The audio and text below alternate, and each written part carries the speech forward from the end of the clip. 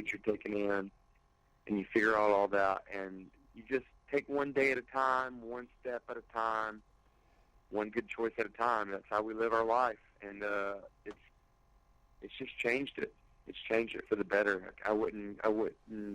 If I could change anything, I would have started sooner. Awesome.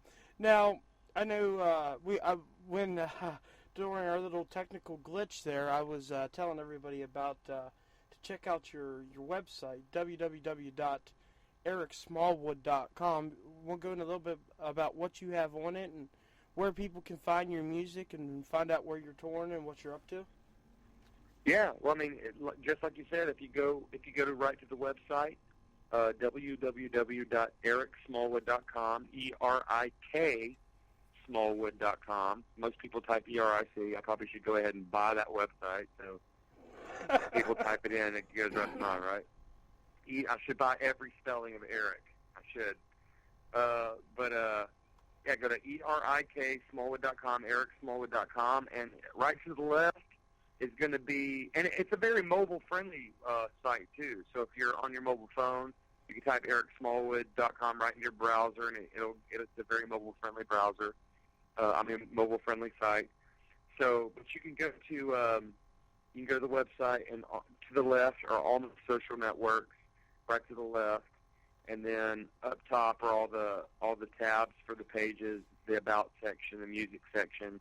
You check out videos. You can check out pictures, and my tour dates are up there as well. So just go to the website, and at the bottom, you'll notice at the bottom are some of our sponsor sites. So check out that: Breedlove, Elixir Strings,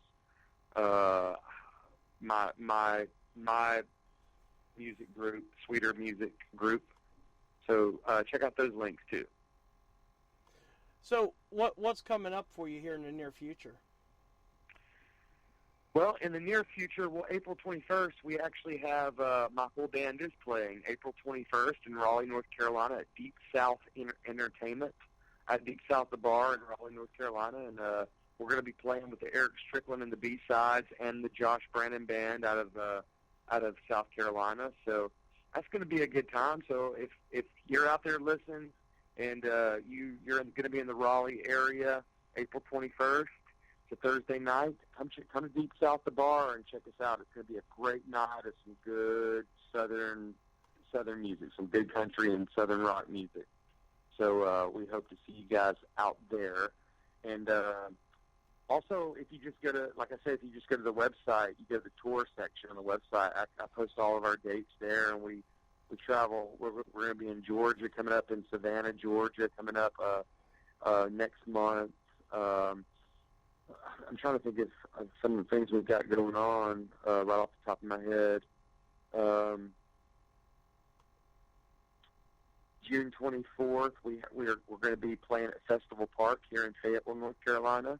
We're going to be opening for the Zach Brown Tribute Band, which should be a Live After 5 event, but Festival Park is our huge amphitheater here in Fayetteville, and that's going to be June 24th. Yeah, we got some cool things going on. Just I haven't got to put that. We just got that gig today, so I haven't put that on the website yet. So that'll be up there soon. But go to the website, check the website out, and see some of the cool stuff we got going on. Awesome. Now, I know you've probably been asked this 100 times, but I always like to see the answers. If there's one artist that you could do a duet with or even be on tour with, who would that be? Well, this kind of changes, this changes a lot to me. Like, does that make sense? Like, like sometimes it'll be certain artists, but since 2011, this has been my answer, and probably will be my answer until it happens. Chris Stapleton. You know Chris Stapleton, right? Oh my, yeah. Who doesn't know Tennessee whiskey? Come on now. I mean, a lot of people still, don't know don't recognize the name much when they hear it. But see, my buddy Chris Stapleton was the lead singer of the Still Drivers. My buddy Gary Nichols took over his place as the lead singer of that band, and so we've been listening to Chris since the Still Drivers, since he left, and I mean, we love him, and I just ever since I started listening to his music, and then I was like, I was obsessed with his voice, and got on YouTube and started looking up all of his music, and then I found out that he has a really, really amazing hard rock garage band on iTunes called the Johnson Brothers. I don't know if you're familiar with the Johnson Brothers, but No. if you go on iTunes, you can look up Chris's band, the Johnson Brothers, and they are like hard rock, like I don't know, alternative rock. I mean, it's pretty heavy garage band stuff, man. And Chris's voice is just absolutely phenomenal on it too. It's crazy. So, But Chris, I love your music. I mean, I love the style that you can do, the southern rock. Thank you so much. I appreciate it. Like the whole, Water My Hometown. Then, stuff like Good Woman and, You Can Find Me in Tennessee. I love how you're able to switch back and forth from to change your tempo and your style. What do you call your style? I mean, as an artist, and what you feel is your music. Where do you think you fit into it? I think I would just say I fit under the umbrella of country music. I mean, it's country. It's just not. I just don't think it's the country that you hear. I just don't think it's the country that you hear. Like the new age country, like the I guess they're calling it the bro country. It's not that. It's not. I like to say it's just a mixture of country and soul. I'm from Muscle Shoals, and that has a lot to do with it. I think we love in Muscle Shoals. We love the soul music, but it's southern, so it's like southern soul, and that's actually what I'm titling my next EP. That I want. I hope it releases this summer. It's called Southern Soul, and if that's what I like to think my music is. It's just got that. It's got that rocky edge, but it's got the country soul going on. So I mean, I would just say country to make it more simple. Maybe I do. Country rock. I don't know. I love it. I mean, especially Water My Hometown. I mean, that you listen to that song, and after you listen to it, I mean, you're amped up. I mean, it's one of those songs where you go, that's badass. I mean, because I appreciate that. It's got that perfect blend to it. When you sent that to me and I listened to it, I was like, I love it. I mean, when I first listened to that song, the first thought that came to my mind was, this is the next Brantley Gilbert. And I mean, it makes it all the better too, because you're one of the bearded brethren, which I take personally. Yeah. No, but yeah, I'm really, really impressed with it. Leanne, I know I'm running my mouth, so is there anything you want to say? Well, I'm interested to find out about Muscle Shoals. You've mentioned it, and you're obviously, even being in North Carolina, you're still very, very proud of your roots. So tell me about Muscle Shoals. What? Wow. What is there not to say about Muscle Shoals? Well, Muscle Shoals is in the northwest corner of Alabama. It's a small little town, but it has what it has. When I say water in my hometown, the Tennessee River runs right through the Quad Cities, which is Muscle Shoals, Sheffield, Tuscumbia, and Florence, and the Tennessee River pretty much gives those little towns. It gives the life to it. I mean, it's what brings life to our city, but there's an old belief that that there was magic in the water, and in the 60s and 70s,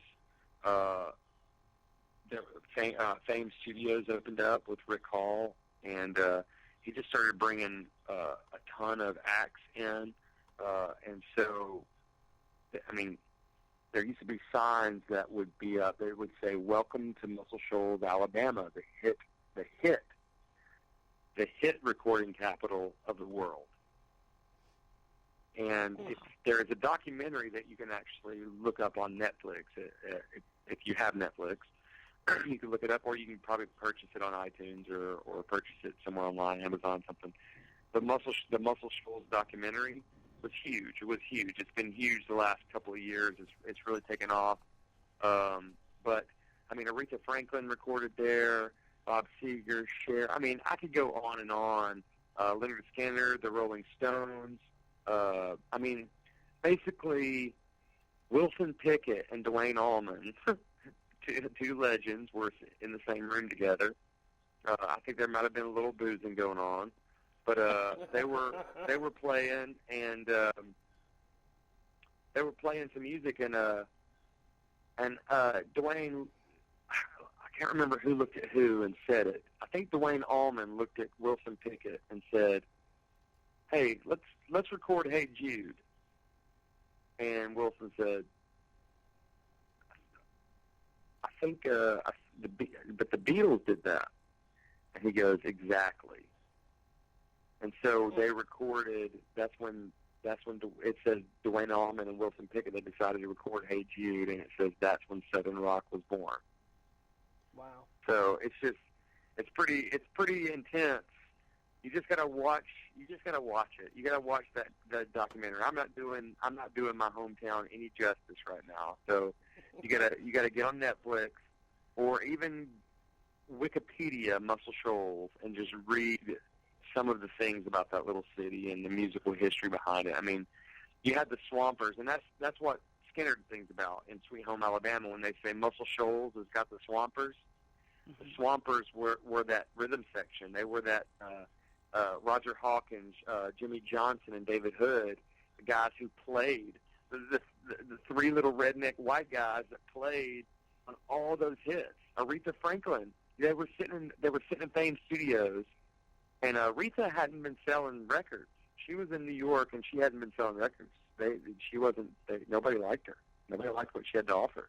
Oh, wow. And they brought her to Alabama, to Muscle Shoals, to the guys who'd been recording all the hits. And she goes, "I want to record with all the brothers that have been recording all the hits." And he said, "These guys." She said, "No, the brothers." And they said, "No, these are the guys who've been doing it." And they were all sitting in a room together, and they hit a wall. They said they hit a wall, and they couldn't come up with anything. Spooner Oldham, who played keys, he started playing this little key part, and then the band kicked in. And all of a sudden, all Aretha had in front of her were these lyrics, but they couldn't figure out anything. But they just started jamming, and they said it was like this magic happened, and this thing kicked in for them. And all of a sudden, she started singing "Never Have I Loved a Man the Way That I Love You," and that's when Aretha was born. Oh, wow! So it's pretty intense. You if you get a chance, sit down. Get this documentary, Muscle Shoals, and watch it. It's American music history, and it will blow your mind. You would have never thought some of these songs people think are Motown, and they're not. They're Muscle Shoals. So it's cool. Awesome. Well, you want to hit a couple more songs here? Sure. All right, we're going to hit Coming Home Soon, and, of course, I know one of your favorites, Sweeter. You want to tell us a little bit about those? Yeah, Come Home Soon, and Come Home Soon is one I'm really proud of. Come Home Soon and Sweeter, both. They're probably two of the songs that I'm most proud of. Come Home Soon is just an anthematic cry, just about I'm different. I'm a different man. You know, he's pretty much lost. You know, typical love song, typical heartbreak song. He's pretty much lost the woman he loves, and he is he's just yearning. He's yearning for her. He's just saying, "Hey, man," he's just saying, "Give me one more chance. You know, let me prove myself. I'm a different guy. One more chance." So that's pretty much what Come Home Soon's about. And Sweeter is just about my